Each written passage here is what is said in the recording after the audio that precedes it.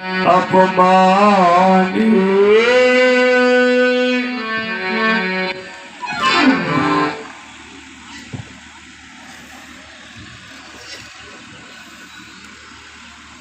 मैंने सुने मुनि वचन सुनने के पश्चात मैं देख रहा हूं कि मुनि जी क्रोध में है और क्रोध का कारण है धनुष का टूट जाना। धनुष के टूट जाने पर क्रोध कर रहे हैं। मैं विचार यह करने लगा कि समाज को व्यवस्थित रखने के लिए समाज में जब कोई अनुचित कार्य करता है तो उसे दंड राजा के द्वारा दिया जाता है। जब कोई कार्य राजा के द्वारा किया जाता है तो राजगद्दी को सुरक्षित करने के लिए गुरु ब्राह्मण यह व्यवस्थित करते हैं। और जब राजगद्दी से भी कुछ अनुचित हो जाए, ब्राह्मण भी पथ से विलग हो जाए, भूल जाए अपना पथ, तो फिर यह कार्य इसके हाथ में हो जाता है। क्यों?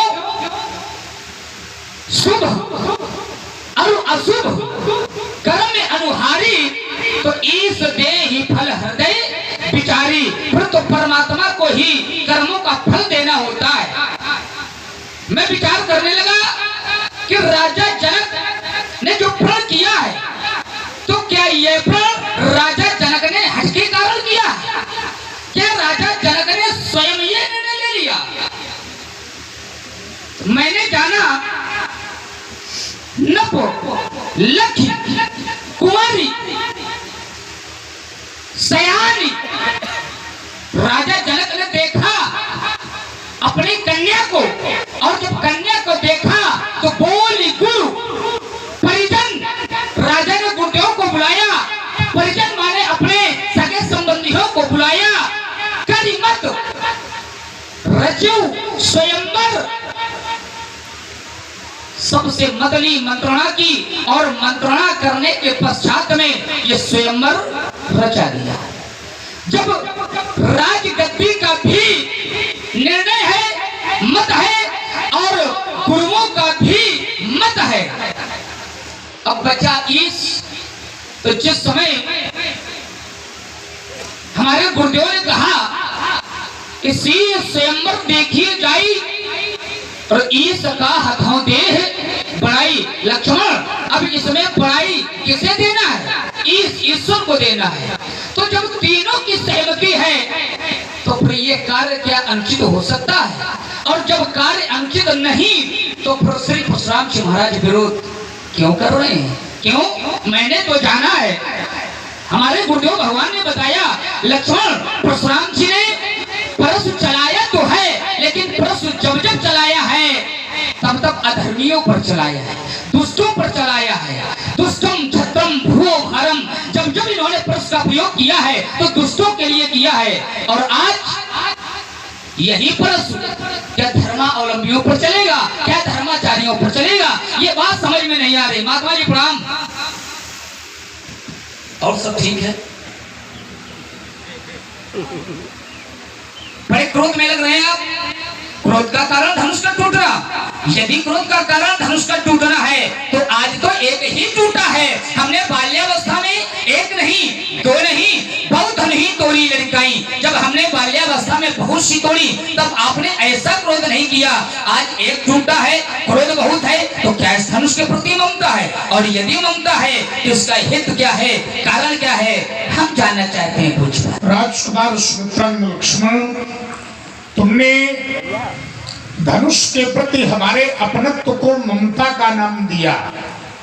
तुमने कहा यही धनु पर ममता के ही हेतु, इस धनुष पर ममता का हेतु क्या है, ममता का कारण क्या है? ममता, हमारा अपनत्व तुम्हें ममता के रूप में दिख रहा है, ये तुम्हारी अपनी व्यक्तिगत दृष्टि है। लेकिन हमारी इस धनुष के प्रति ममता नहीं, बल्कि मेरी इस धनुष के प्रति श्रद्धा है। उसका एक कारण, और कारण को ही हम प्रमाण के रूप में प्रस्तुत कर रहे हैं। क्योंकि अगर केवल कारण बताया जाए तो हो सकता है कि हमारी बात को तुम स्वीकार न करो, लेकिन कारण को ही यदि प्रमाण के रूप में प्रस्तुत कर दे तो बात स्वीकार नहीं होती। कारण के रूप में प्रमाण प्रस्तुत है, और प्रमाण यह है कि यदि इस धनुष के प्रति ममता होती तो भगवान शिव ने इसी धनुष के द्वारा हमें धनुर्विद्या का ज्ञान दिया था, धनुर्विद्या प्रदान की थी। तो अगर ममता होती तो ममता का विद्या से क्या संबंध है, ज्ञान का ममता से क्या संबंध है। जितनी भी भौतिक आसक्ति है, जितना भी सांसारिक अपनत्व है, जितना भी लौकिक अपनत्व है, या ये कह दें परमात्मा के अतिरिक्त जितना भी अपनत्व है वो अपनत्व भौतिक है, और इस भौतिक अपनत्व के माध्यम से कभी ज्ञान प्राप्त नहीं होता। भौतिक श्रद्धा के द्वारा कभी ज्ञान प्राप्त नहीं होता, ममता के द्वारा कभी ज्ञान प्राप्त नहीं होता। अगर ज्ञान प्राप्त करना है तो ममता का त्याग करना पड़ेगा और श्रद्धा को अपनाना पड़ेगा। जब आप श्रद्धा को अपनाएंगे तब आचार्य कहते हैं श्रद्धावान लभते ज्ञानम। जो श्रद्धावान मनुष्य है वो ज्ञान को प्राप्त करता है, और मैंने इस धनुष के माध्यम से प्राप्त किया है ज्ञान। तो ज्ञान प्राप्त होने का माध्यम धनुष, तो इसके प्रति ममता का कोई प्रश्न नहीं खड़ा होता। इस धनुष के प्रति हमारी श्रद्धा है, ममता नहीं। प्रथम बिंदु। द्वितीय बिंदु, तुमने कहा कि परशुराम जी ने जब जब अपना परशु चलाया है तो अधर्मियों पर चलाया है, अधर्मियों पर परशु चला है। आज क्या परशुराम जी धर्माचार्यों पर परशु चलाएंगे? आज क्या संतों पर परशु चलेगा? क्या धर्माचार्यों पर परशु चलेगा? परशु चलने की बात तो बाद में है। एक बात पर विचार ये करना है कि जहां धर्माचारी और अधर्मी ये दोनों मिश्रित अवस्था में बैठे हो तो ये कैसे पहचाना जाएगा कि ये धर्माचारी है और ये अधर्मी है? यहाँ पर सब धर्माचारी ही थोड़ी बैठे हैं, यहाँ पर तो धर्मी भी बैठे हैं और अधर्मी भी बैठे हैं। और अभी हमने किसी भी घोषणा को कर्म के रूप में परिणित नहीं किया। कोई भी घोषणा मैंने ऐसी नहीं की जिस घोषणा को पूर्ण करने के लिए कोई कर्म किया हो। अभी तो हम वाणी के माध्यम से अपनी बात को प्रस्तुत कर रहे हैं। परशुराम जब से मिथिला में आए हैं तब से किया क्या है? करने के नाम पर तो केवल आशीर्वाद दे रहे हैं। सीता को आशीर्वाद दिया, तुम आए तो तुम्हें भी आशीर्वाद दे दिया। करने के लिए करने योग्य कौन सा ऐसा कर्म है जो अभी मैंने किया हो? अभी तो कुछ किया ही नहीं हमने। अभी तो वाणी रूप में हम अपनी क्रिया को प्रस्तुत कर रहे हैं, कह रहे हैं। और एक बात, जहां पर धर्मी और अधर्मी दोनों बैठे हो तो उस समाज के अंतर्गत धर्मियों की पहचान करने के लिए और अधर्मियों की पहचान करने के लिए ऐसे भयावह कथन प्रस्तुत किए जाते हैं जिन कथनों के माध्यम से धर्मियों की पहचान अलग हो सके और अधर्मियों की पहचान अलग हो सके। यही प्रकार है मेरा सो बिलगाऊ बिहाई समाजा और न तुम्हारे जई है सब। एक और सरल उदाहरण दे, तुम भी समझोगे और लोग भी समझेंगे। जैसे कोई कक्षा लगी है और उस कक्षा में अनेकों छात्र बैठे हैं। अनेकों छात्रों में एक ऐसा भी छात्र है जिसने अपराध किया है और सब छात्रों के बीच में वो छात्र बैठा है। कक्ष निरीक्षक का प्रवेश हुआ तो कक्ष निरीक्षक ये कैसे जानेगा कि ये अपराधी छात्र इनमें से कौन है? उस कक्षा में अच्छे भी होंगे, उस कक्षा में बुरे भी होंगे, लेकिन निरीक्षक ये पहचान कैसे करेगा? महापुरुष ये कैसे जानेगा कि इसमें अपराधी कौन है? तो कक्षा में प्रवेश करने पर परीक्षक ये कह सकता है, निरीक्षक ये कह सकता है कि वो अपराधी छात्र जिसने अपराध किया है इस कक्षा से अलग हो जाए, अन्यथा यहां बैठे हुए सभी छात्र दंडित किए जाएंगे। यद्यपि उसका उद्देश्य सब छात्रों को दंडित करना नहीं, उसका उद्देश्य ये नहीं है कि वो सब छात्रों को दंडित करे, लेकिन उसका उद्देश्य ये है कि वो अपराधी छात्र को प्राप्त करना चाहता है कि ऐसा कर्म किसने किया है। तो वो कहता है कि अपराधी छात्र कक्षा से अलग हो जाए, नहीं तो सभी छात्र दंडित किए जाएंगे। उद्देश्य ये है कि सारे छात्र उस अपराधी छात्र की ओर संकेत कर दें कि कार्य मैंने नहीं अमुक ने किया है, इसलिए सो बिलगाओ बिहाई समाजा और न तुम्हारे जन है सब। उद्देश्य ये नहीं है कि सभी धर्माचारी मारे जाएंगे, सभी धर्मी, ऐसा नहीं है। बात यहाँ धर्मी और अधर्मी की नहीं है, बात यहाँ परीक्षण की है, बात यहाँ अलगाव की है, बात यहाँ विलग होने की है। तो ये भाव है सो बिलगाओ बिहाई समाजा और न तुम्हारे जई है सब राजा। एक बिंदु। द्वितीय बिंदु, तुमने कहा कि अगर प्रजा के द्वारा कोई अपराध हो, जहां तक तुम्हारी बात का मैंने भाव ग्रहण किया है वो ये ग्रहण किया है कि प्रजा के द्वारा अपराध हो तो राजा दंड देता है। अगर राजा के द्वारा, राजगद्दी के द्वारा कोई अपराध हो तो राजा के द्वारा किए गए अपराध को व्यास प्रमाणित करता है, ब्राह्मण प्रमाणित करते हैं और वो दंड देते हैं। लेकिन अगर व्यास के द्वारा कोई अपराध हो जाए, गुरु के द्वारा कोई अपराध हो जाए, ब्राह्मण के द्वारा कोई अपराध हो जाए, ब्राह्मण के द्वारा अगर अपराध हो जाए, गुरु के द्वारा अपराध हो जाए, तो फिर दंड कौन देगा? तो लक्ष्मण ने कहा कि फिर दंड ईश्वर देता है। और पंक्ति इन्होंने पढ़ी, शुभ अरु अशुभ कर्म अनुहारी और ईश देत फल हृदय विचारी। ईश्वर के द्वारा फल मिलता है। देखिए, इस बात में थोड़ा सा संशोधन कर लिया जाए।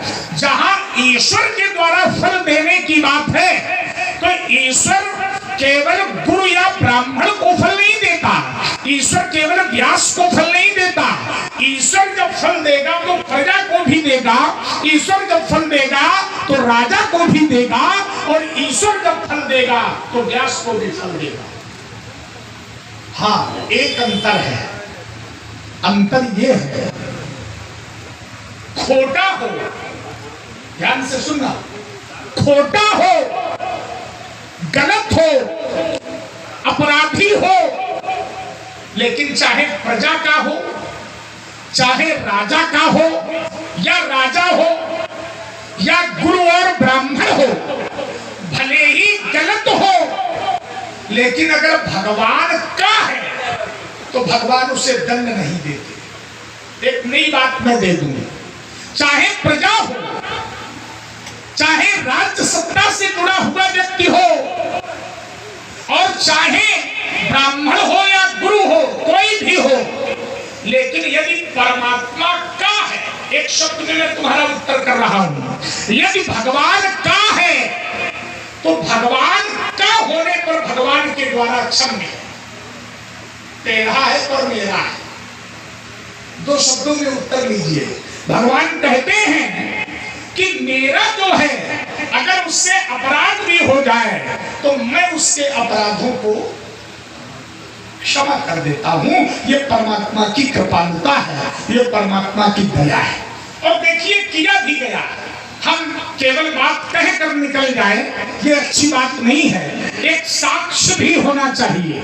भगवान कहते हैं कि हमारा है, हमारा जो मेरा है, अपना है। अच्छा, और बहुत अच्छा उदाहरण दे रहा हूं। माँ का जो बेटा होता है, माता का जो पुत्र होता है, दूसरे का बेटा यदि अपराध कर दे तो माता बहुत क्रोध करती है, लेकिन अपना छोटा बेटा अगर थोड़ी सी गलती कर जाए तो माता उस पर क्रोध नहीं करती है, उसकी रक्षा करती है। और यही नियम परमात्मा का है।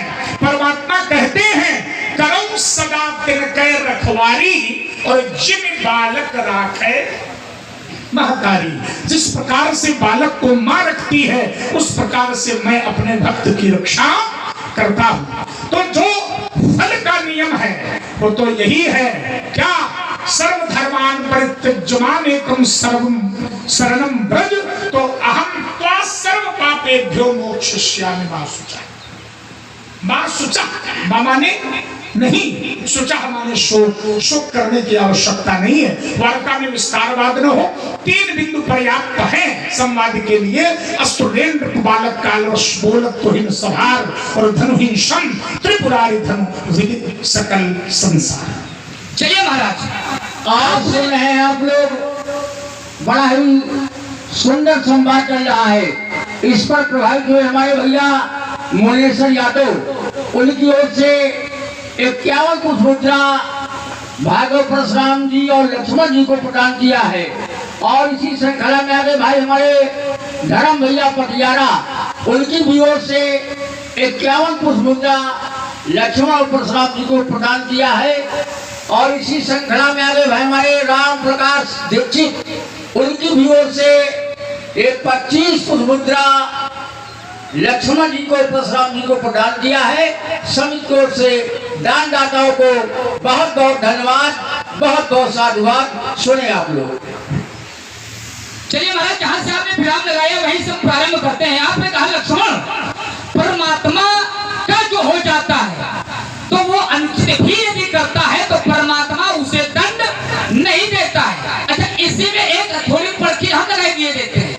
यदि जो परमात्मा का हो जाता है, परमात्मा का जो हो जाता है, तो फिर संसार में उसका कोई बाल बाका भी तो नहीं कर सकता है।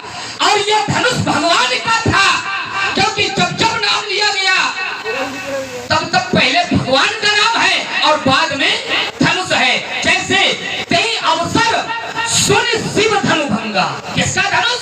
शंकर जी का धनुष। जैसे राजा जनक ने प्रण किया तो पहले शिव जी का नाम है, बाद में धनुष है।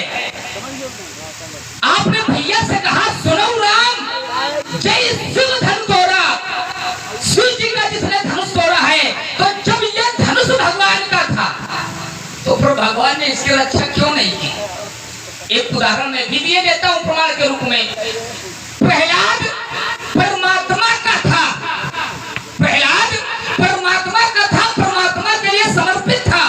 प्रहलाद के पिता हिरण्याकश्यप ने काल को घड़ी में डाला, विष का पान कराया, पर्वतों से फेंका, लेकिन क्या प्रहलाद पर कोई आंच आई? क्यों? परमात्मा का था। और उसकी रक्षा करने के लिए परमात्मा को खंभे से प्रकट होना पड़ा। नहीं आज हम माता धनुष धनुष से प्रकट ही जाते, रक्षा कर लेते, लेकिन परमात्मा ने रक्षा नहीं की। ये आपकी बात का उत्तर है। अब मैंने जो तर्क रखा था, मेरे कहने का जो अभिप्राय था, वो अभिप्राय ये था कि जब समाज से कोई, प्रजा से कोई कार्य बिगड़ता है तो उसे दंडित राजा करता है। राजा से जब कोई अपराध हो जाए तो ब्राह्मण देते हैं, अपराध हो जाए या राजा किसी संकट में हो तो इसका निराकरण गुरु भगवान करते हैं। लेकिन जब किसी से नहीं बनता है तो फिर ये कार्य परमात्मा पे समर्पित हो जाता है। जैसे एक उदाहरण फिर मैं दिए देता हूँ। भगवान शंकर ने जिस समय मैया सती से कहा कि ये वही इष्ट देव हैं, सती जी नहीं मानी, भोले बाबा ने बहुत समझाया और अंत में कह दिया हुई है सोई जो राम रच रखा को करितर्क बढ़ावई शाखा। जो परमात्मा चाहेंगे अब तो वही होगा। तो मेरा अभिप्राय ये था कि जो परमात्मा चाहते हैं, परमात्मा में समर्पित हो जाता है, तो फिर जब परमात्मा में चला गया। अब देखिए, मैंने कहा था कि यहाँ जो प्रण किया गया तो राजा ने अकेले निर्णय नहीं लिया, राजा ने अपने कुल गुरु को भी बुलाया और अपने परिजनों को भी बुलाया और सबसे बैठ करके संगोष्ठी की और इसके बाद में प्रण किया।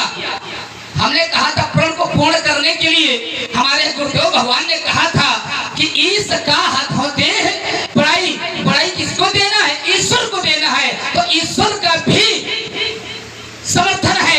एक अर्धाली में पढ़े देता हूँ। धनुष टूटा, जिस समय धनुष टूटने के पश्चात क्या हुआ? जिस समय धनुष टूटा तो ब्रह्मादि, भैया ब्रह्मादि कौन है? ईश। ये सत्ता भी जुड़ी है। ब्रह्मा आदि देवता सुर सिद्ध मुनीसा मुनि ब्राह्मण भी आ गए और प्रभु प्रशंसा दे असीसा। जब राजगद्दी का भी समर्थन, व्यास गद्दी का भी समर्थन और इस सत्ता का भी समर्थन, तो जब तीनों का समर्थन है तो फिर वो अपराधी कैसे हो सकता है? फिर प्रसाद उसे अपराधी कैसे मान रहे हैं? ये बात मेरी ये थी। दूसरी बात आपने कहा लक्ष्मण, समाज में दो प्रकार के लोग बैठे और दो प्रकार के लोगों में जब उनको अलग करना होता है तो अध्यापक के द्वारा विद्यार्थियों को कहा जाता है। महाराज ये उदाहरण हम तब मान लेते जब जीवन में इसका प्रयोग पहले भी आपने कभी किया होगा। हमारे गुरुदेव भगवान ने अनेकों कथाएं सुनाई और उन कथाओं में जब आपकी कथा सुनाई तो हमें सुनाया था कि लक्ष्मण, परशुराम जी ने कहा कब है, कहा कम है और परस का प्रयोग ज्यादा किया, कहा नहीं किया है। तो जिस व्यक्तित्व के द्वारा कहा न गया हो, किया गया हो। अच्छा चलो एक बात ये बीच हम मान लें, पृथ्वी का अपराध कौन सा था? अब पृथ्वी तो कहीं नहीं है। आपने पृथ्वी के लिए भी कहा है उल्टा मैं जालग तू राजू, जहां तक राजा जनक तुम्हारा राज है वहां तक की पृथ्वी को ही मैं उलट दूंगा। इसलिए ये बात आपको हमें स्वीकार नहीं है। एक बात और आपने कहा, मैंने कहा था क्या इस धनुष के प्रति ममता है आपको? आपने कहा लक्ष्मण हमें ममता नहीं है। क्यों नहीं है? क्योंकि हमने इस धनुष के माध्यम से विद्या की प्राप्ति की। अच्छा जहां विद्या होती है तो क्या वहां ममता नहीं होती? होती है। ममता के स्थान बताए गए। क्या बताए गए?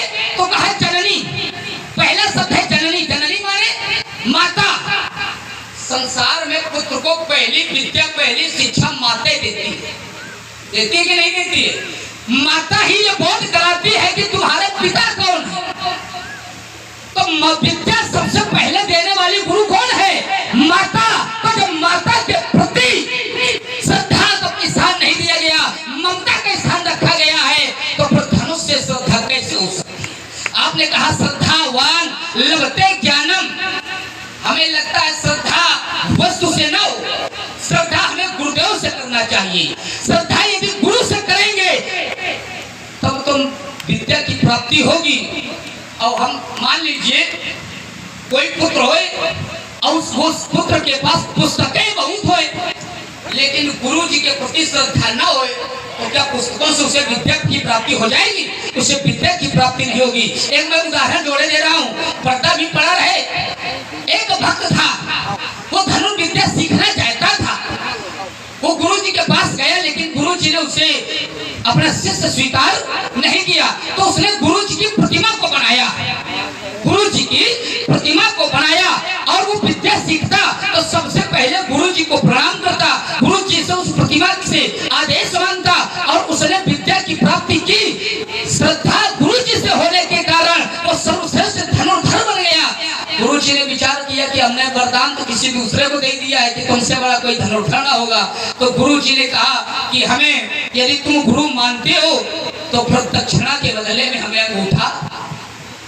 तो कहने का तात्पर्य है श्रद्धा वस्तु से ना होना चाहिए, श्रद्धा गुरु जी से होना चाहिए। आइए मैं फिर एक अध्याय पढ़कर रुक जाऊंगा। परमात्मा कहता है ममता का स्थान क्या है? तो कहा जननी, जनक, बंधु, शुद्ध, दारा, तनु, धन, भवन, सुहृद, परिवारा। लेकिन फिर परमात्मा ने कह दिया सबके ममता ताग बटोरी और मम पद मनहि बागी पर डोरी। परमात्मा ने केवल एक स्थान बताया है श्रद्धा का। वो क्या बताया है कि सब संसार की ममताओं को छोड़ो, इन ममताओं को लेकर के हमारे चरणों से। परमात्मा ने ये नहीं कहा कि हमारी वस्तु से प्रेम करो।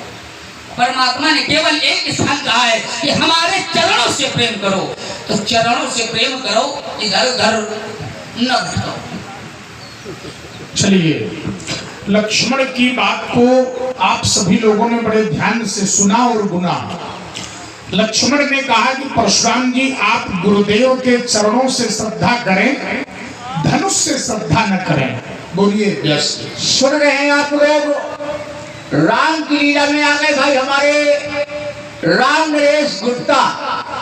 उनकी ओर से 101 पुष्प मुद्रा भार्गव परशुराम जी को और 101 पुष्प मुद्रा लक्ष्मण जी को प्रदान किया है। और इसी श्रृंखला में आगे भाई हमारे राम प्रकाश दीक्षित, उनकी भी ओर से ये 25 पुष्प मुद्रा लक्ष्मण और परशुराम जी को प्रदान किया है। सभी ओर से बहुत बहुत धन्यवाद। चलिए, कहने का आशय ये था लक्ष्मण का कि परशुराम जी आप परमात्मा की वस्तु के प्रति श्रद्धा न करें, बल्कि परमात्मा के प्रति श्रद्धा करें। वस्तु के प्रति श्रद्धा नहीं होनी चाहिए, बल्कि परमात्मा के प्रति श्रद्धा होनी चाहिए।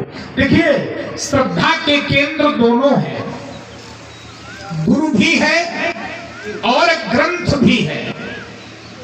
अब बहुत अधिक इसके लिए हम साक्ष्य लाएं तो मुझे लगता है कि समय व्यर्थ में जाएगा। केवल एक वाक्य में उत्तर कर दूंगा। गुरुदेव और ग्रंथ विद्यार्थी के जीवन में दोनों हैं, गुरु भी है और ग्रंथ भी है। तो श्रद्धा गुरुदेव के प्रति तो होती ही है, लेकिन शिष्य को ग्रंथ के प्रति भी श्रद्धा। ये बात तो तुम्हारी तब मान ले हम जब ये साक्ष्य तुम्हारे द्वारा दे दिया जाए कि शिष्य को ग्रंथ के प्रति श्रद्धा नहीं करनी चाहिए, केवल गुरु के प्रति श्रद्धा करनी चाहिए।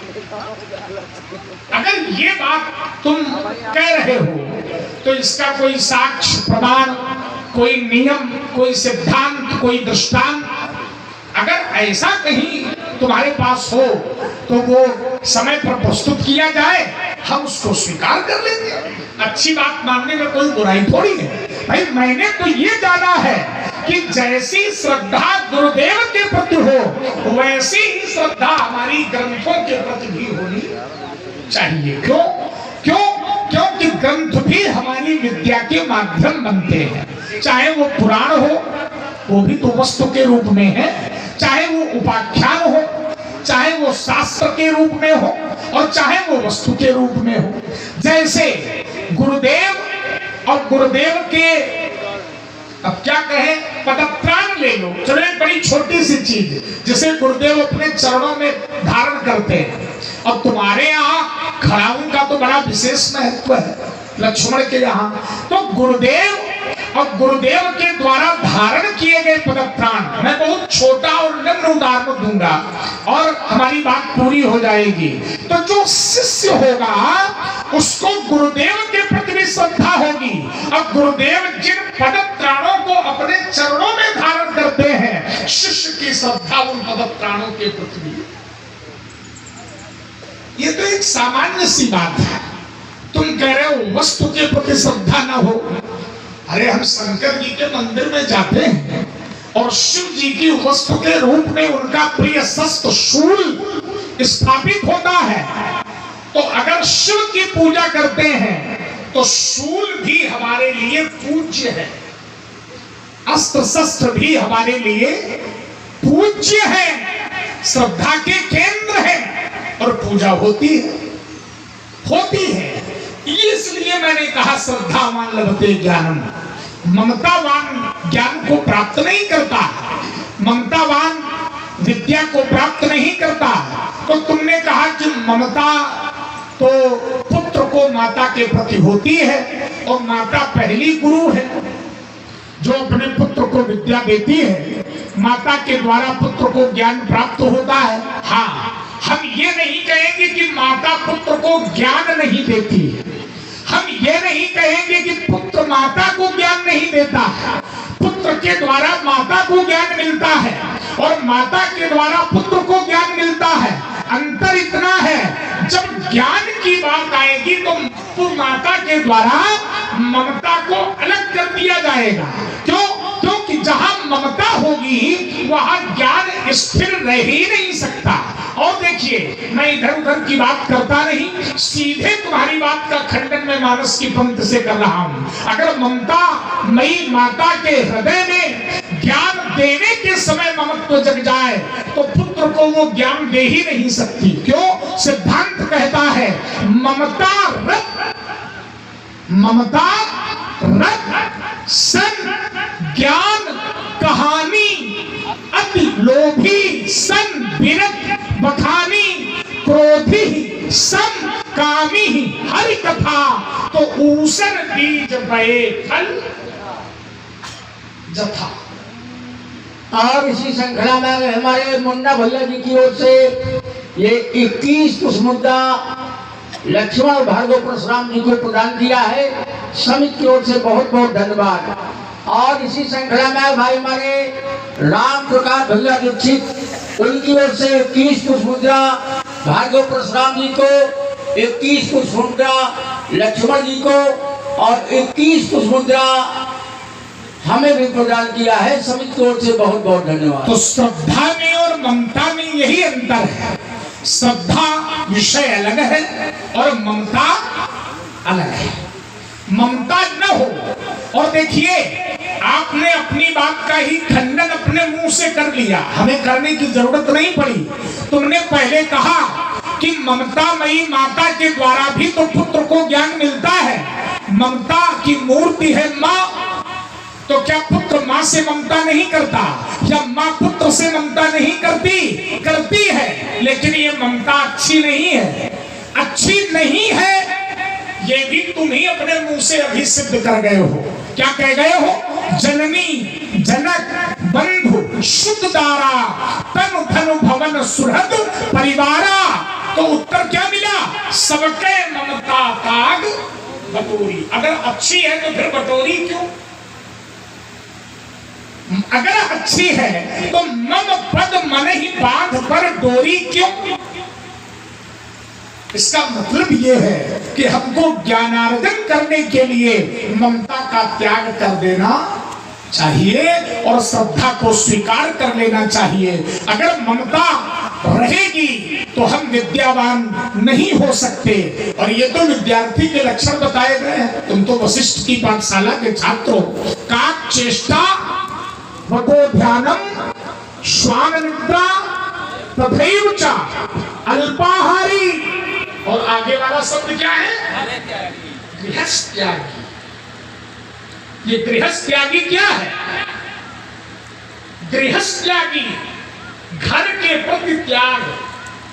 त्याग का मतलब जो भी आसक्ति हमारे हृदय में परिवार के प्रति है, घर के प्रति है, उसको हम त्याग दें। ये विद्यार्थी का लक्षण है। विद्यार्थी पंच दक्ष। और यहाँ के लोग तो सुधी हैं। देखो बात भी पूरी कर दी। तो ज्ञान के लिए श्रद्धा की आवश्यकता है, ज्ञान के लिए ममता की आवश्यकता नहीं है। क्यों? क्योंकि ममता तरुण तमी अंधियारी, काली अंधेरी रात है ममता। और ज्ञान क्या है? ज्ञान है सूर्य। तो जब तक रात रहेगी तब तक सूर्य कैसे आ सकता है? सूर्य होगा तो रात नहीं, और रात होगी सूर्य। तो वैसे एक ही रह सकते हैं, या तो ममता रह ले या ज्ञान रह ले, या तो ममता रह ले या विद्या रह ले।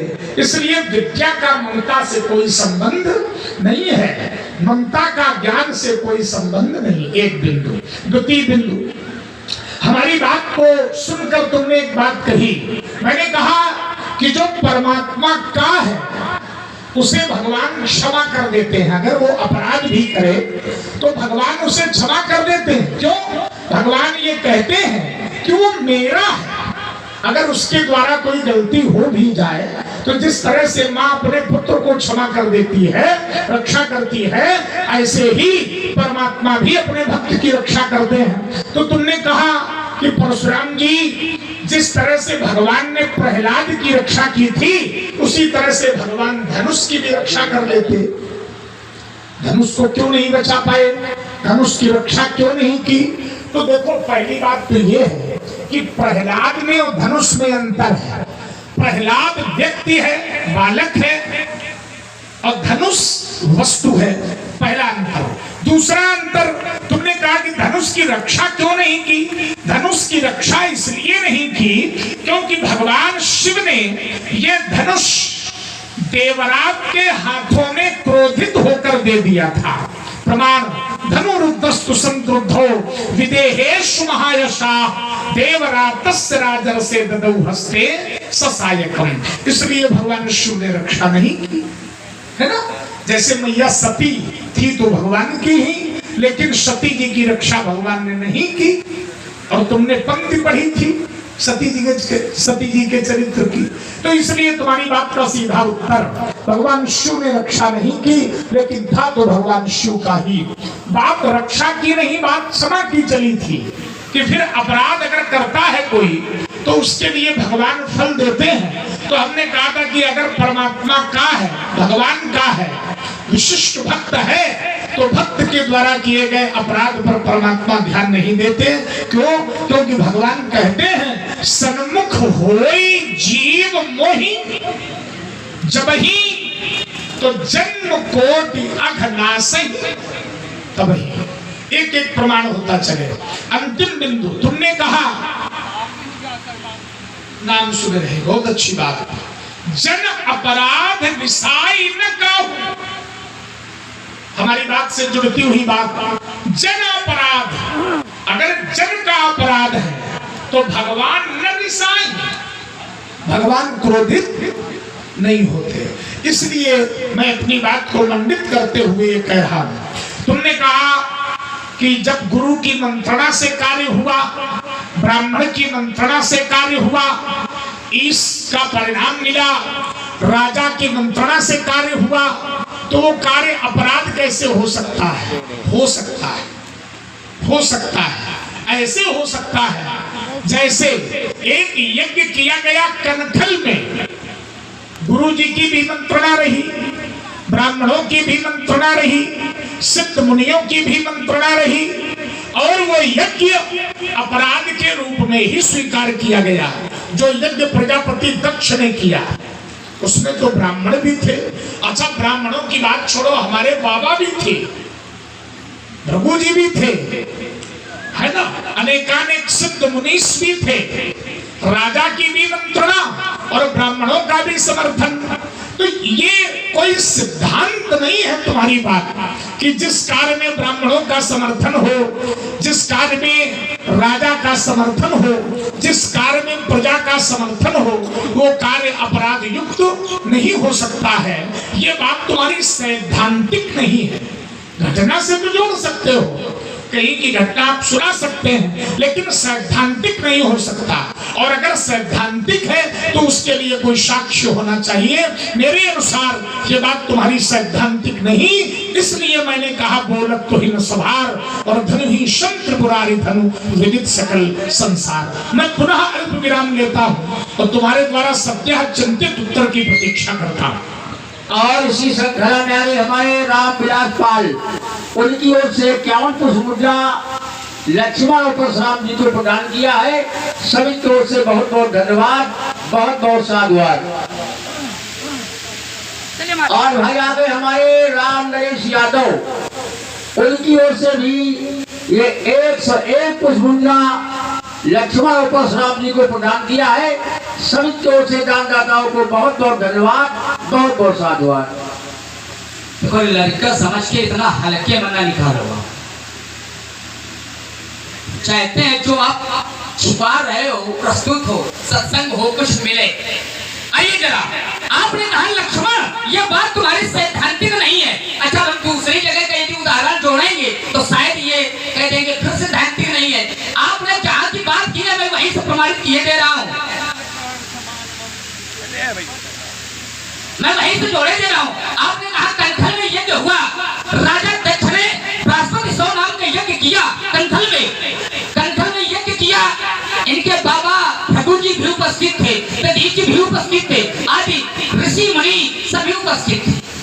जिस समय राजा दक्ष प्रजापति बन गया, सब तो उपस्थित थे, लेकिन न तो वहाँ भगवान विष्णु उपस्थित थे, न तो भगवान शंकर उपस्थित थे, और न स्वयं भगवान ब्रह्मा उपस्थित थे। और अगर उपस्थित हो तो आप साक्ष्य दें, हम उसको स्वीकार करेंगे। हम न स्वीकार करेंगे, यहाँ बैठा हुआ जनमानस स्वीकार करेगा। और मेरी बात ये थी कि राजगद्दी, व्यास गद्दी, और जब इनसे बात बिगड़ जाए तो फिर इस गद्दी का समर्थन होता है। और यहाँ धनुष टूटा था तो मैंने अधारी दीप ब्रह्मपति हो गए, ब्रह्मादि सुर सिद्ध मनीषा और प्रभु की प्रशंसा ही असीसा प्रशंसा कर रहे हैं, आशीर्वाद दे रहे हैं। तो बात तो मेरी सिद्धांत से जुड़ रही है, लेकिन आप उसको केवल घुमा रहे हो। दूसरी बात, मैं ये नहीं कहता कि आप इसमें उत्तर नहीं कर सकते हैं। जब आप अगर न करेंगे तो फिर तो कोई महात्मा की बातें छोड़ दो, है ना। तो हम चाहते ये हैं कि आप कुछ ऐसा दो कि सबको प्राप्त हो। नहीं बात। दूसरी बात, आपने कहा लक्ष्मण जो ममता है, आपने कहा कि तुम्ही ने अर्धाली पड़ी और तुम्ही ने खंडित कर दिया। ना महाराज, हमने बात खंडित नहीं की है, ये हमारी बात का समर्थन हो रहा है। क्या हो रहा है? आपने कहा था कि धनुष के माध्यम से, इस धनुष से हमें धनुर्विद्या की प्राप्ति हुई है, इसलिए हमें धनुष से श्रद्धा है। तो मेरी बात ये थी कि माता से भी तो विद्या की प्राप्ति होती है, तो फिर माता से श्रद्धा क्यों नहीं? फिर माता को ममता के स्थान पर क्यों रखा गया? यदि श्रद्धा ज्ञान से होती है, ज्ञान जो हमसे मिलता है वहां से होती है, तो फिर प्रथम विद्या तो माता से ही प्राप्त होती है।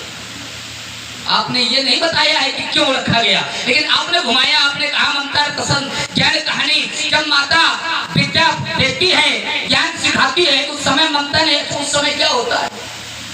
बालक बोल भी नहीं पाता है और माता दुलार करती है, प्यार करती है और माता ये सिखाती है, बेटा ये तुम्हारे पिताजी है।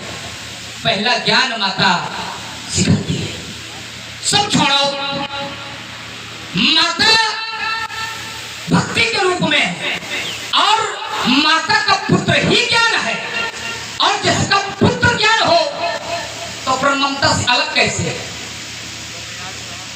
अहम भक्ति खाता इमो में तनियो मतो ज्ञान वैराग्य ना मानो।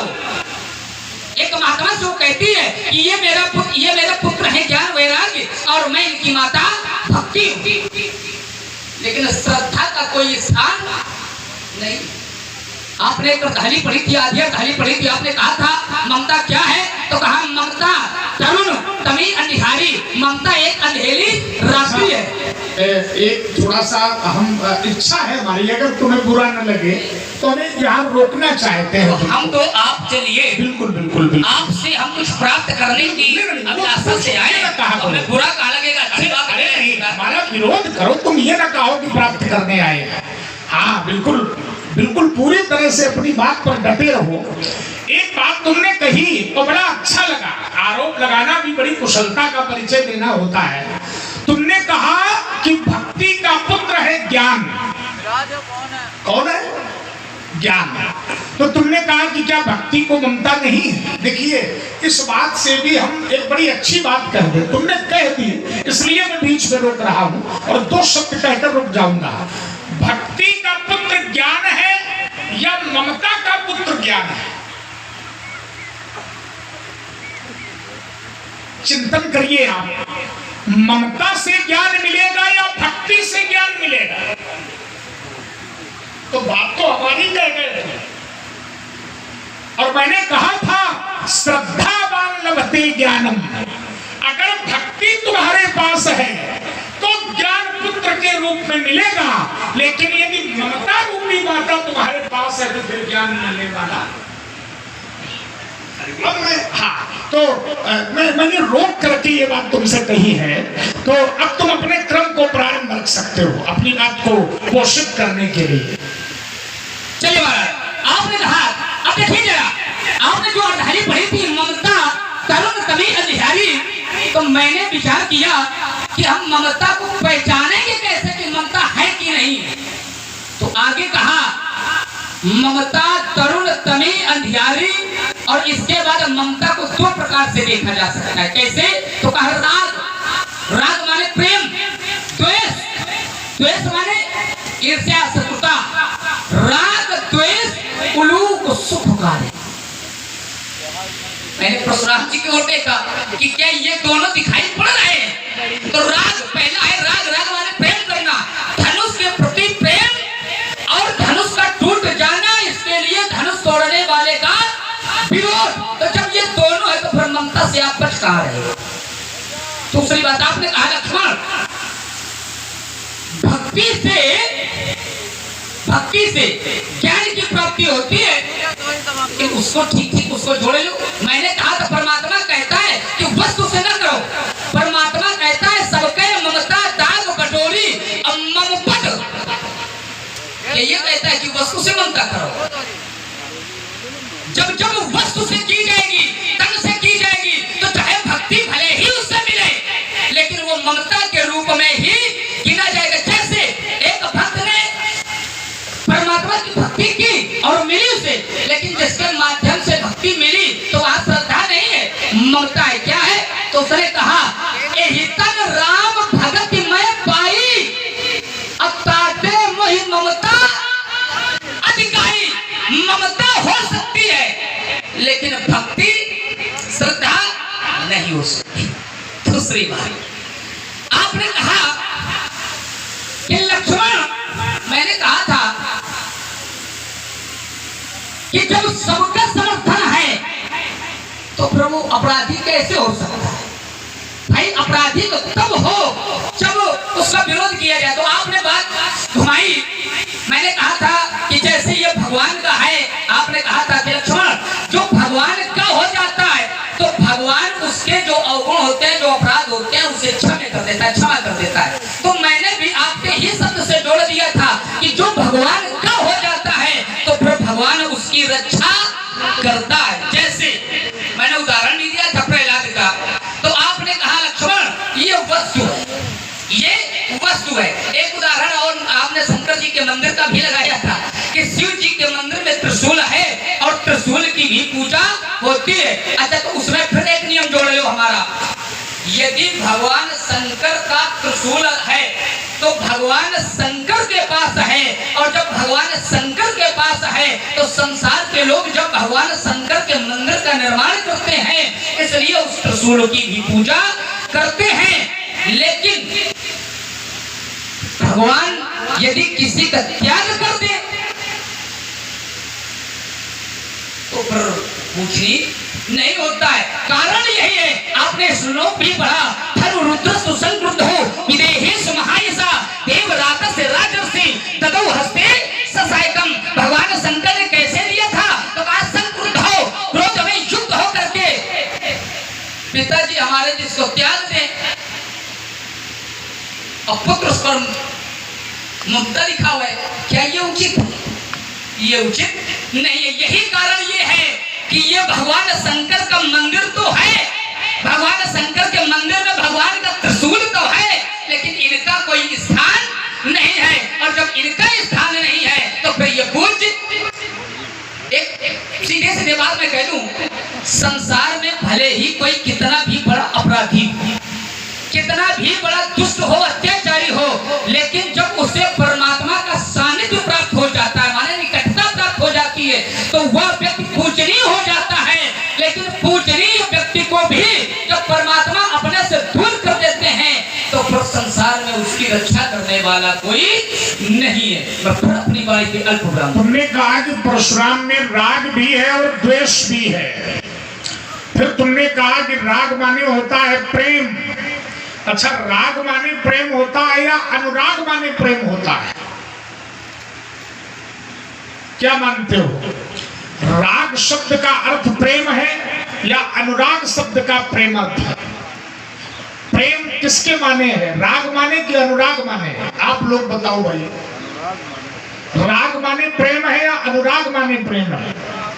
अनुराग माने प्रेम है। राग माने क्या होता है ये लक्ष्मण बताएगा, क्योंकि ये कह रहा है कि परशुराम जी में राग भी है और द्वेष भी है। और द्वेष की परिभाषा योग दर्शन करता है दुखानुसयी द्वेषः। द्वेष क्या है? जो दुख का आधार है, किसी के प्रति ईर्ष्या के रूप में जो प्रकट है वो द्वेष है। तो हमारी धनुष तोड़ने वाले से ईर्ष्या थोड़ी है कि उसका बहुत विकास हो रहा है तो उसके विकास में बाधक बने। ये द्वेष का रूप है और वो है नहीं हमारे भीतर। तो तुमने ये क्यों कहा कि परशुराम में राग भी और द्वेष भी है? तो एक बात तो तुम्हारी यहां से कट गई। राग माने प्रेम नहीं है, राग माने प्रेम नहीं है, अनुराग माने प्रेम है। प्रेम और राग दोनों में बड़ा भेद है, दोनों में बड़ा अंतर है।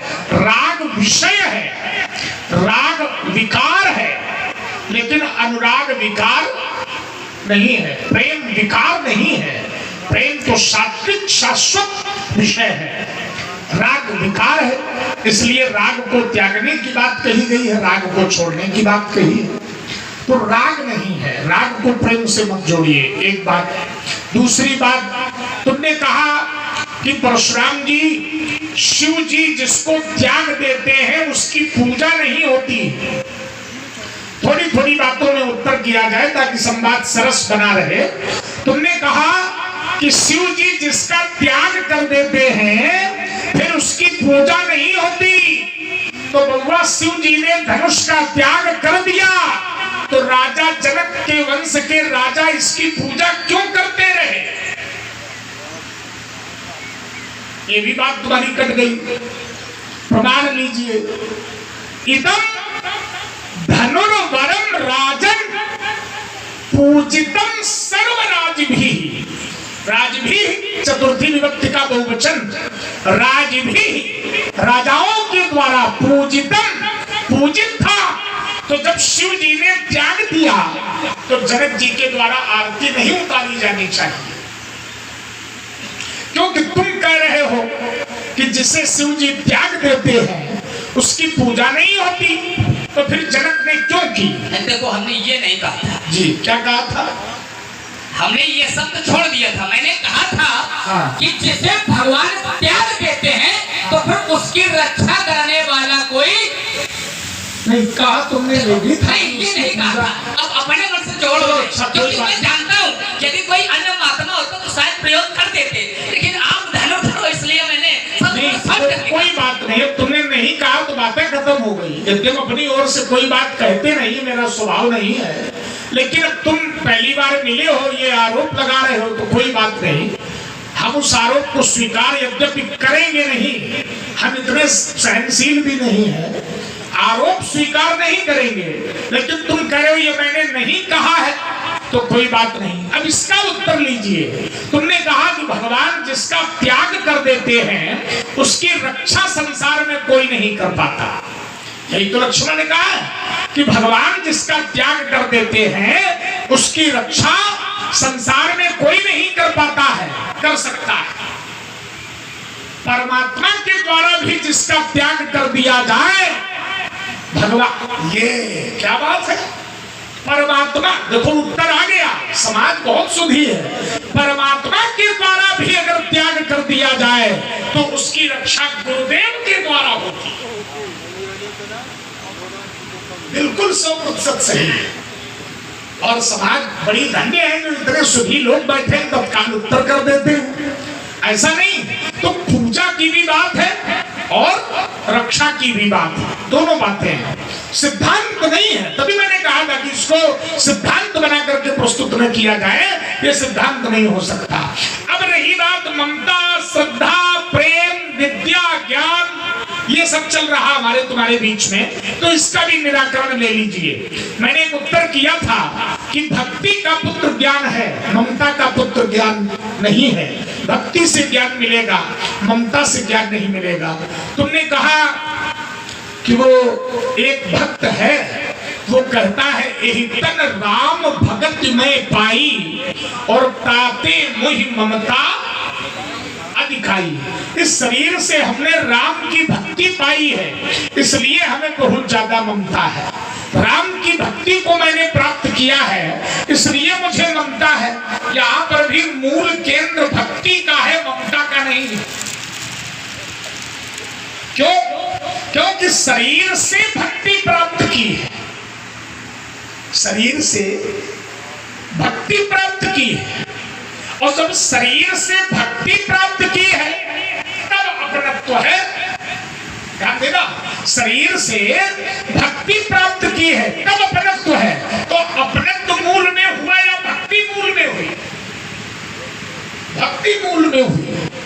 इसीलिए भक्ति की महिमा है, श्रद्धा की महिमा है। और मैं फिर कह रहा हूं, परमात्मा को प्राप्त करने का माध्यम अगर कोई बनता है तो ऐसे से अगर लगाव हो तो अच्छी बात है। और अगर सांसारिक विषयों को प्राप्त करने का कोई माध्यम बने तो फिर वो लगाव भी अच्छा नहीं होता है ना।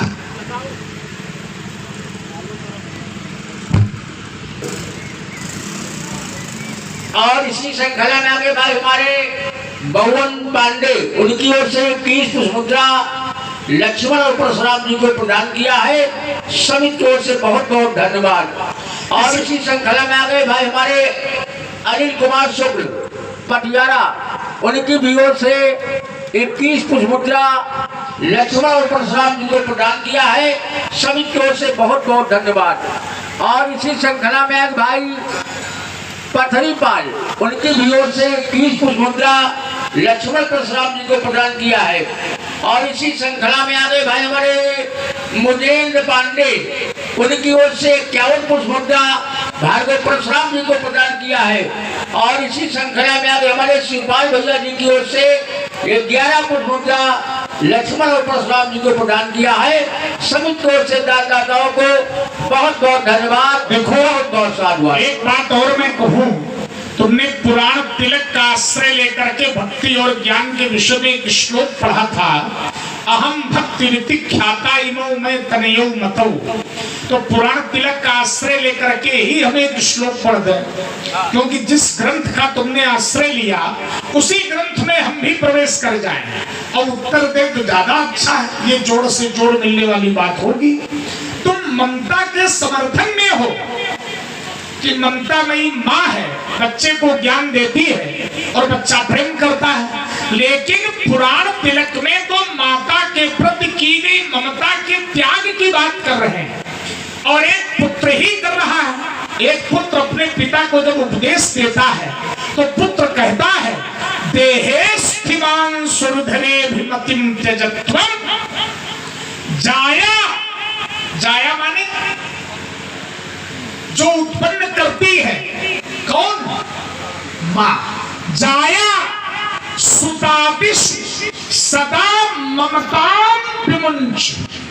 माता के प्रति, पुत्र के प्रति जो हमारे हृदय में ममता है उसका हमको त्याग कर देना चाहिए, छोड़ देना चाहिए। जाया शुतादिषु सदा ममतां विमुंच पश्यानिशं जगदिदं क्षणभंगनिष्ठं वैराग्य राग रसिको भव भक्तिनिष्ठा। तो ममता को छोड़ने की बात है। मानस में भी गत ममता मद मोह, ममता को छोड़ने की बात है। मानस में ममता दाद कंड ईर्षाई, ममता को दाद का प्रतीक बताया गया है। कहीं भी अच्छी नहीं है ममता, हर जगह खराब है। कहीं भी कोई भी स्थान ऐसा नहीं है जहां ममता की प्रशंसा की गई हो, हर जगह ममता की निंदा ही हुई है। केवल एक स्थान है, कौन सा? परमात्मा का। अगर हाँ, वही मैंने कहा था, मानस की पंक्ति मैंने पढ़ी थी, पंचम सोपान सुंदरकांड की पंक्ति यही है। और ये मैं पढ़ चुका था, ममता रसन ज्ञान कहानी। जो ममता में रत है उन्हें ज्ञान की कहानी अच्छी नहीं लगती। इसीलिए ममता को कहीं भी अच्छा नहीं कहा गया। केवल परमात्मा के चरणों में भगवान ने कहा, सबके ममता दाग बटोरी और मम पद मन ही बांध पर डोरी। तो ममता अच्छी नहीं है, इसलिए हमारी श्रद्धा है, श्रद्धा को स्वीकार करो। ममता का प्रश्न तुम्हारा निरर्थक है, इसलिए इसको वापस ले लो।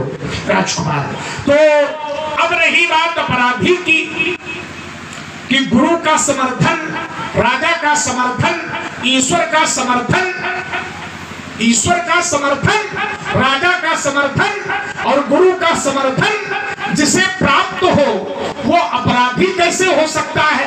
तो मैंने कहा हो सकता है। जैसे प्रजापति दक्ष, इनको ईश्वर का भी, गुरु का भी और स्वयं तो राजा थे ही, समर्थन प्राप्त था तो विरोध किया।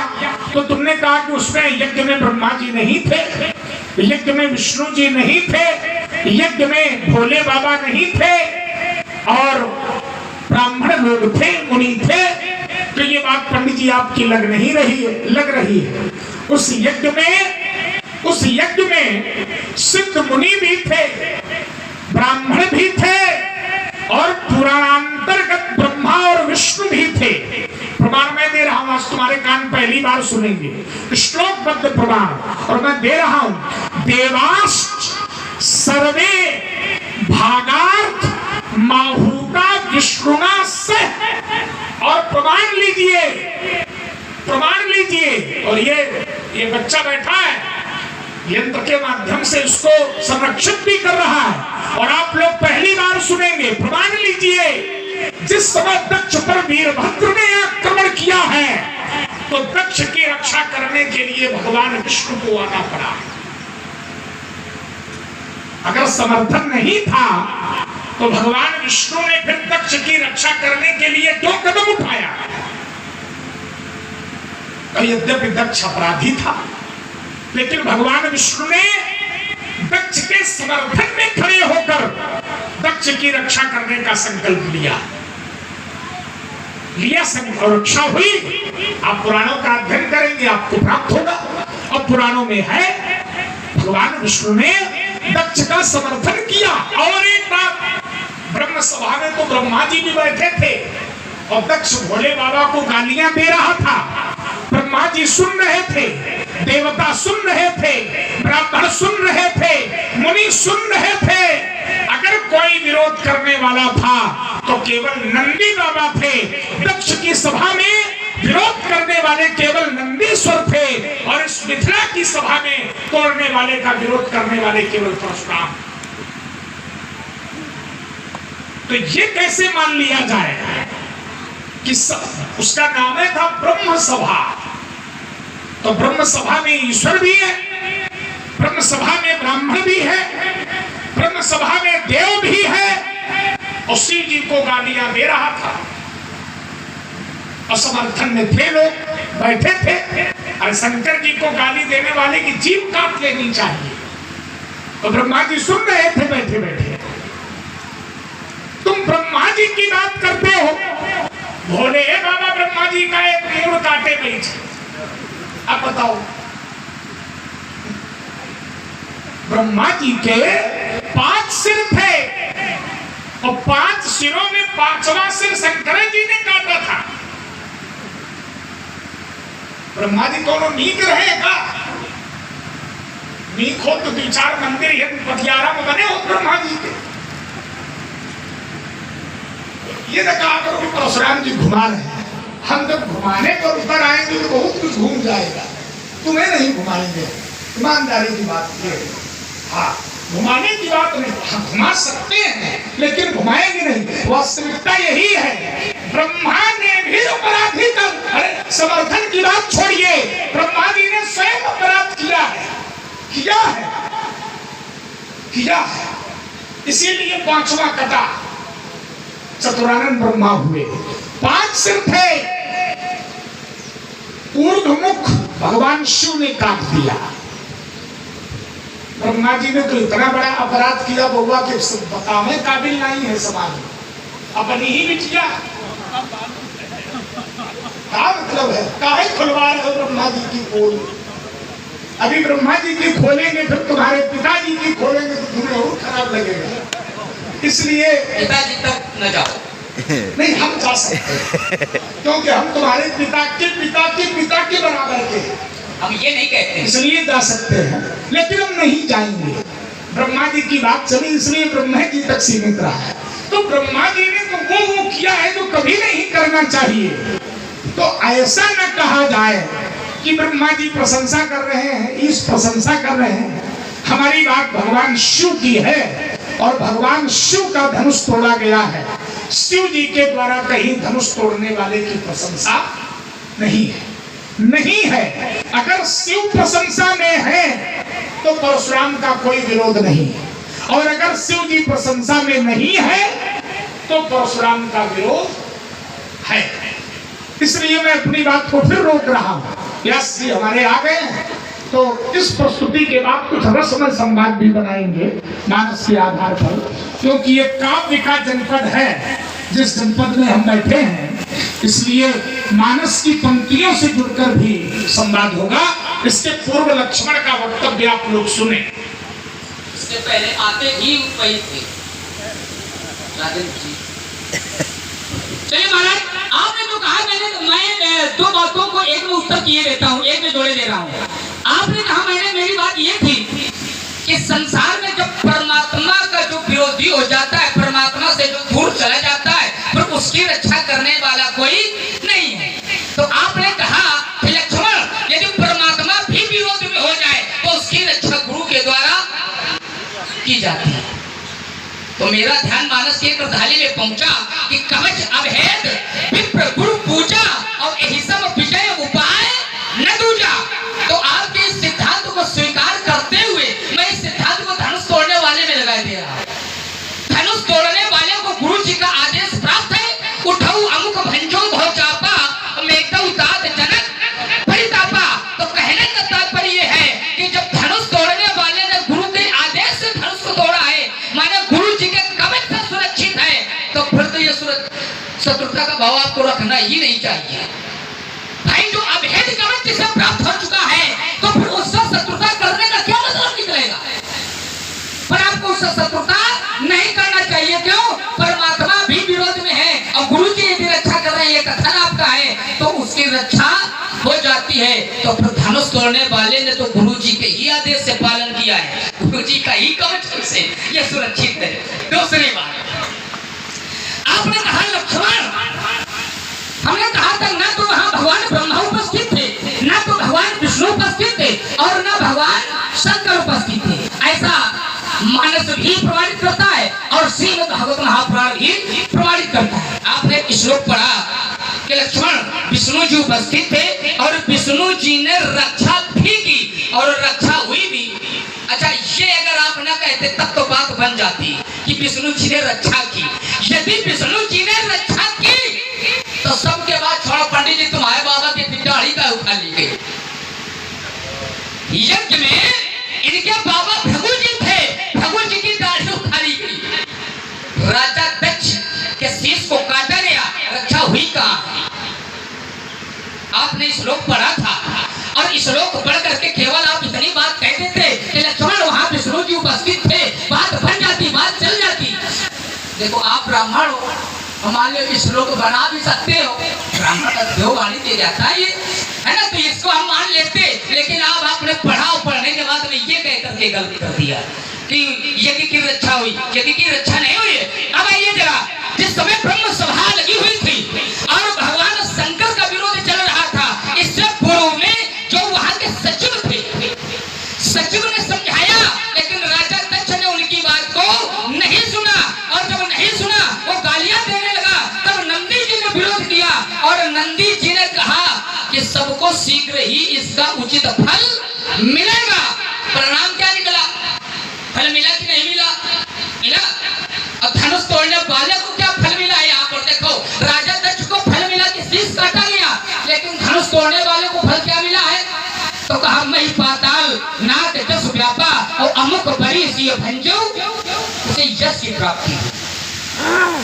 धनुष तोड़ने वाले को त्रिभुवन में यश की प्राप्ति हुई है। अब आइए दूसरी बात, आपने कहा लक्ष्मण, ममता तो हमें नहीं है, श्रद्धा है। कारण मैंने एक शब्द प्रयोग किया था कि ममता तरुण तमे अधिकारी, राग द्वेष उलूप सुखकारी। तो आपने कहा राग, राग माने प्रेम नहीं है, राग आपने कहा आसक्ति के रूप में, आसक्ति के रूप में है। तो मैं विचार करने से लगा कि हो सकता है आसक्ति, काहे हम कम पढ़े लिखे हैं। उल्लू को प्रिय क्या होता है? रात्रि। इसीलिए मैंने शब्द का प्रयोग किया था कि वहां प्रिय है, प्रेम है, और साधारण राग का तात्पर्य ही प्रेम से। अब आइए जरा, आपने कहा लक्ष्मण हमें श्रद्धा है, श्रद्धा हो नहीं सकती। फिर मेरी बात वही है, मेरी बात यह थी कि श्रद्धा हो कैसे सकती है? क्यों? आपने कहा धनुष के माध्यम से आपको ज्ञान मिला है। ध्यान देना जरा, हमें किसी के माध्यम से ज्ञान मिले, किसी के माध्यम से परमात्मा की प्राप्ति हो, वह श्रद्धा नहीं हो सकती है वहां ममता ही। जैसे मैंने एक उदाहरण ही भक्ति का प्रयोग किया था कि कालभूषण ने कहा कि हमें इस शरीर के माध्यम से परमात्मा की भक्ति मिली है, परमात्मा की भक्ति मिली है, और भक्ति मिली है तो इसीलिए हमें इस शरीर से अधिक ममता है। ठीक उसी प्रकार से धनुष के माध्यम परमात्मा की प्राप्ति नहीं है। परमात्मा से धनुष है, लेकिन धनुष से परमात्मा नहीं है। दूसरी बात, आपने कहा लक्ष्मण, वार्ता लंबी ना हो जाती, इसलिए आपका आदेश है कि यहां से निचोड़ दिया जाए। महाराज, धनुष तोड़ने वाला जब ब्राह्मण का भक्त है, ब्राह्मण का विरोधी नहीं है, और आपने कहा है कि ब्राह्मण उसकी रक्षा, गुरु जी उसकी रक्षा कर सकते हैं, तो धनुष तोड़ने वाले को तीनों सत्ताओं का, आपने एक बात कही कि ब्रह्मा जी को उन्नीक है, माने जो अच्छा नहीं है, जो अच्छा नहीं है उसका शीश काट दिया गया। तो देखिए, आवश्यक ये नहीं है कि जो अच्छा नहीं है उसी का कुछ काटा जाए, उसी का कुछ तोड़ा जाए। भैया अगर थोड़ा अपने ऊपर लगा ले, माता जी नीति है कि नहीं, काहे काट खा लो, चलो छोड़ो। भैया गणेश जी कैसे हैं, तो गणेश जी ने नहीं खोई, गणेश जी का भाई इन्होंने दांत तोड़ दिया, तो माता जी का शीश काट दिया, गणेश जी का भी दांत तोड़ दिया। तो ये आवश्यक नहीं है कि जो अच्छा नहीं है उसी का कुछ काटा जाए, उसी का कुछ तोड़ा जाए। हो सकता है कोई ना कोई उसके मूल में विशेष कारण, कोई ना कोई विशेष कारण हो, और विशेष कभी कभी कारण से अधिक महत्वकारी, कारण भले ही कुछ अनुचित हो, लेकिन जो उद्देश्य होता है वो श्रेष्ठ होता है। कभी कभी कारण माने कर्म भले ही अनुचित हो, अनुचित करना पड़े, लेकिन उद्देश्य महान होता है। जैसे परमात्मा ने वृंदा के साथ जिस समय छल किया, तो छल करना ये अनुचित है, लेकिन उसके साथ में जो उद्देश्य था, उद्देश्य महान था। तो परमात्मा ने किया क्या, छल कर तारे सुता सुप्रत प्रभु सुर कारज कीन। तो कभी कभी उद्देश्य, इसलिए मैं अधिक टिप्पणी न कर करके और मैं कहूंगा, सुनहु देव सब धनुष समाना अस हमारे। अच्छा, अगर परमात्मा का उद्देश्य अच्छा था, कर्म भले ही खराब हो और उद्देश्य अच्छा हो तो अच्छा ही होता है। अच्छा, मान लो किसी को मंदिर बनवाना हो, कोई ये कहे कि मंदिर बनवाएंगे और चोरी करके धन एकत्रित करे और मंदिर बनवावे, तो उद्देश्य तो बहुत अच्छा है, लेकिन काम बड़ा खराब है, तो उसको फल कैसा मिलेगा? उद्देश्य तो बहुत बढ़िया है, लेकिन कार्य अनुचित है, तो फल अच्छा नहीं मिलेगा। और वहां भी जहां नारायण ने उद्देश्य अच्छा था, लेकिन कर्म अनुचित किया, तो नारायण को फल अच्छा नहीं मिला, नारायण को फल श्राप के रूप में मिला। तो वृंदा ने श्राप दिया, इस दोहे को तुम पूरा करिए, पूरा करो इस दोहे को। छल करी, व्यास जी बैठे हैं, इसलिए मैं इस दोहे को यंत्र के माध्यम से सजाकर प्रस्तुत कर रहा हूँ। व्यास जी महाराज एक जी, बड़ा सुंदर लगा भाई आज ये सहयोग देख करके, नया सहयोग है। हाँ, नया सहयोग। हमारे मनीष जी जो वर्तमान समय के उभरते हुए लक्ष्मण अभिनेता है, आवाज बड़ा सहज उठाया, जो हमारे भार्गव श्री परशुराम जी, पंडित श्री राम जी शुक्ल, जानते होंगे सभी लोग, विद्वान पुरुष अभिनेता, बहुत मर्मज्ञ। और इधर हमारे भाई मनीष जी को हम धन्यवाद सराहेंगे, क्या बात है, बहुत बहुत धन्यवाद। पर हमारे अन्य भैया नाम भूल गए, तब तक बता देंगे, रमेश कुमार मछुरिया, इसी तरह कुछ बताया। 51 पुरुष नाम बता देना भैया, भूल गए। प्रदान किए हैं दोनों मान भाव के चरणों में। देखो ठीक ठीक याद करो, और नहीं तो अब हम लोग तो ही रहते, हम लोग किनारे जीविका उपयोग का हो रहते। और परामर्दनी हमारे भाई गुलाब भैया जी की ओर से 51 पुष्प दोनों मान भाव के चरणों में।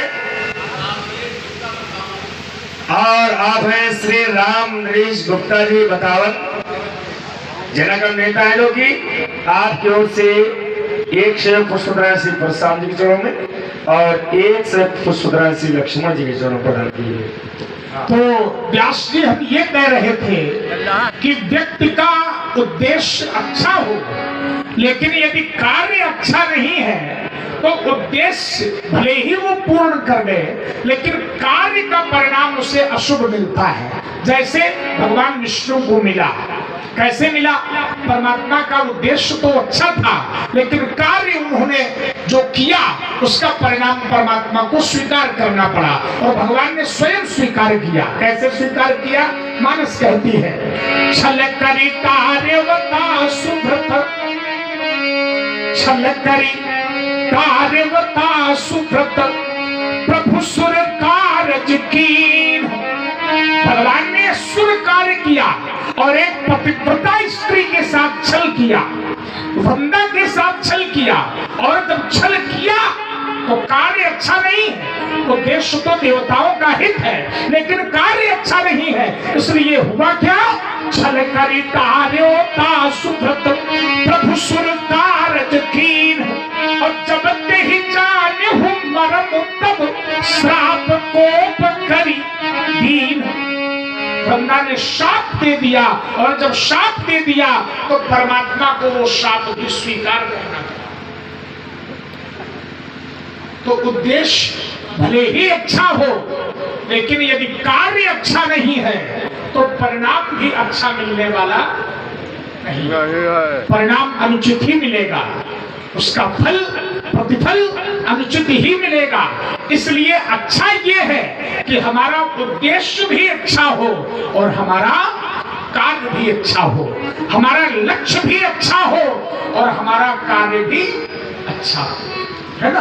हम गलत करके कोई सफल उद्देश्य न बनावे, गलत नहीं करना चाहिए। एक बिंदु। द्वितीय बिंदु, तुमने कहा कि आपने माता जी का सिर काट दिया, तो क्या माता जी अच्छी नहीं थी?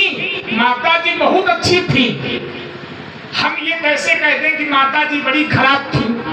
हम नहीं कह सकते कि माता जी खराब थी, लेकिन हाँ, हमने अगर माता का सिर काटा है तो माता का सिर तभी काटा है जब मेरे पिताजी ने माता जी को खराब कहा।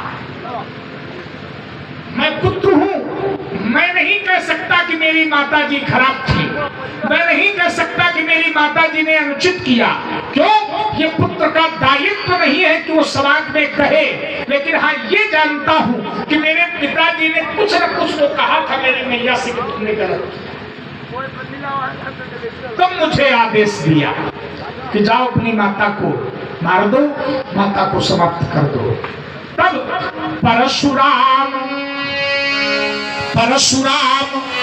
पितुराज्ञा राखी, मारी मात लोक सब साखी, मारी मात लोक सब साखी। कब? जब परशुराम पितुराज्ञा राखी। परशुराम ने पिता की आज्ञा को रखा, लेकिन ये आज्ञा दी कब? पिताजी ने। जैसे थोड़ी देर के लिए तुम्हारे गुरु जी ने हमारी सारी कथाएं तुम्हें सुनाई है, और अगर हम तुमसे ये पूछें कि हमारे पिता ने क्या जानकर मुझे आज्ञा दी कि माता जी को मार दो, तो इसका उत्तर तुम्हारे पास है। आप चिंतन करिए, विचार करिए। ऐसे है तो पिताजी ने कहीं नहीं दिया होगा, सो के उठे कहीं दिया जाओ परशुराम मार डालो माता जी, ऐसा तो था नहीं। कुछ तो था, तो जो था वो क्या था ये तुमको मालूम है। तो आदेश भी। अब देखिए, धनुष से जोड़ो इसको। एक बात और बता दूं, दूसरे के घर में कभी भी मुख्य द्वार से प्रवेश करिए, ढूंढते फांदते न जाओ, पकड़ लिए जाओगे, बहुत मार पड़ेगी।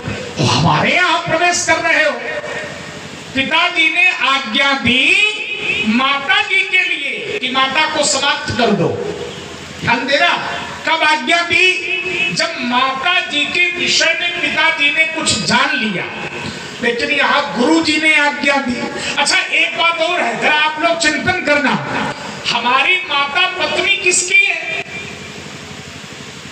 हमारे पिता की, जमदग्नि जी की। और ये धनुष किसका है? शंकर जी का। तो माता जी को मारने की आज्ञा पिताजी ने दी, क्योंकि पत्नी पिताजी की है। और धनुष को तोड़ने का आदेश किसने दिया? गुरु जी ने। लेकिन गुरु जी शंकर जी तो नहीं है।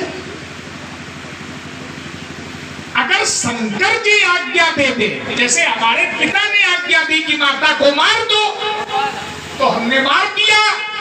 अगर भोले बाबा ने आज्ञा दी हो कि जाओ धनुष तोड़ दो, तो परशुराम कोई विरोध नहीं करेंगे, सौगंध तुम्हारे पिताजी। अब इससे बड़ी बात तो नहीं हो सकती व्यास, क्यों भाई? अब इससे ज्यादा ईमानदारी हम क्या दिखावे बताओ इनके लिए। अगर शिव जी ने आज्ञा दी है, प्रत्यक्ष रूप से शिव जी ने कहा है तोड़ने वाले से कि जाओ तुम धनुष तोड़ दो, तो परशुराम का कोई विरोध नहीं। जैसे मेरे पिता ने प्रत्यक्ष रूप से कहा कि जाओ माता को मार दो, तो मैंने मार दिया। लेकिन अगर शिव जी ने प्रत्यक्ष रूप से कहा हो कि जाओ धनुष तोड़ दो, तो हम अपना विरोध वापस लेंगे, क्योंकि मुझे विश्वास है शिव जी ने धनुष तोड़ने वाले को आज्ञा नहीं दी है। अगर शिव जी ने आज्ञा दी है तो तुम्हारी बात प्रमाणित मानी जाएगी, हम पीछे हट जाएंगे। और अगर शिव जी ने आज्ञा दी है तो हमारा विरोध समाप्त, आगे बढ़ेंगे। तुम अपने यहाँ जाओ, अपने यहाँ जाओ, हम उस पर भी तैयार नहीं। श्रीकांत जी बताओ तो कुछ, आपकी तो बात अलग है ना, आप बड़े रसिक श्रोता, हमें बड़ा अच्छा लग रहा है कि जानकार लोग यहाँ बैठे हैं। और मैं पहली बार इस ग्राम में आया हूँ, हमारे सर्वेश भैया हमसे मिले तो इन्होंने कहा पंडित जी आप चलिए, तो हमने कहा बिल्कुल चलेंगे, भगवान की सेवा करेंगे। तो बड़ा अच्छा लग रहा है मुझे कि आप लोगों से प्रतिक्रिया मिल रही, ऐसा लग रहा है कि आप लोग बड़ी गहनता से सुन रहे हैं, तो अच्छा लगता है, अच्छा लग रहा है। तो शिव जी के द्वारा आज्ञा प्रत्यक्ष रूप से धनुष के खंडन में नहीं है, इसलिए पुनर्विचार की आवश्यकता है। रही बात सुनो देव सब धनुष समाना, सभी धनुष समान है, तो मैं इस परिप्रेक्ष्य में केवल इतना कह रहा हूं कि ये तुम्हारी जानकारी है, लेकिन मेरी जानकारी ऐसी है कि इदम धनुर्वरम दिव्यम संस्पृहामि पानिना। नदियां तो सभी हैं, नदियां सभी हैं, लेकिन सब गंगा नहीं हो सकती। वृक्ष तो सभी हैं, लेकिन सब पीपल नहीं हो सकते, सब पीपल नहीं हो सकते। चक्र तो बहुत है, लेकिन सब सुदर्शन नहीं हो सकते। भक्त तो सभी हैं, लेकिन हर भक्त प्रहलाद नहीं हो सकते। है तो सब, संसार में बहुत है, बहुत कुछ है, सब है, लेकिन सब एक जैसे नहीं हो सकते। सब में कोई न कोई अंतर होता है ना। सबको एक तराजू पर तोलने की आवश्यकता नहीं है, अस्तु पुनर्विचार की आवश्यकता है। मैं यही रुकता हूँ। और आप हैं भैया हमारे अमित भैया जी, आपकी ओर से केक पुष्पदान प्रदान की गई हैं। और आशु यादव जी, आपकी ओर से 51 पुष्पदान, और हमारे भैया मंच पर आसीन भाई पुट्टन पांडे जी, आपकी ओर से भी